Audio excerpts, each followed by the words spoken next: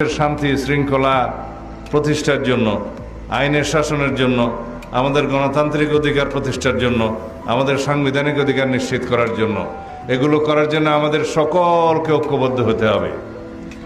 এবং আমরা সেই ঐক্যমতের ভিত্তিতে কিছু সংস্কারের প্রস্তাব আমরা করেছি জাতীয়ভাবে, সেগুলো আমরা প্রতিপালন করব ইনশাআল্লাহ।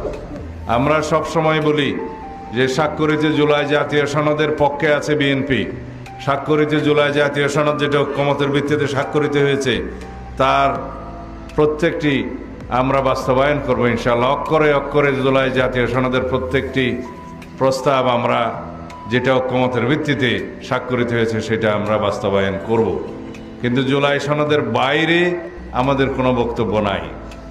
যেটা জাতীয়ভাবে ঐক্যমত্য হবে সেই বিষয়ে আমরা ঐক্যবদ্ধ, যেটা ঐক্যমত্য হয়েছে সেই বিষয়ে আমরা প্রতিশ্রুতিবদ্ধ, অঙ্গীকারাবদ্ধ।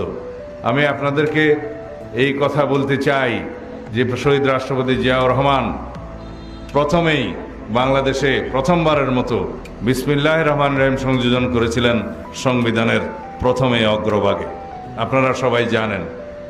এবং মহান আল্লাহর উপর আস্থা এবং বিশ্বাস রাষ্ট্র পরিচালনার মূলনীতি হিসেবে গ্রহণ করেছেন, আপনারা জানেন, যেটা আওয়ামী লীগ ফ্যাসিবাদী সরকার তুলে দিয়েছিল, বিলুপ্ত করেছিল।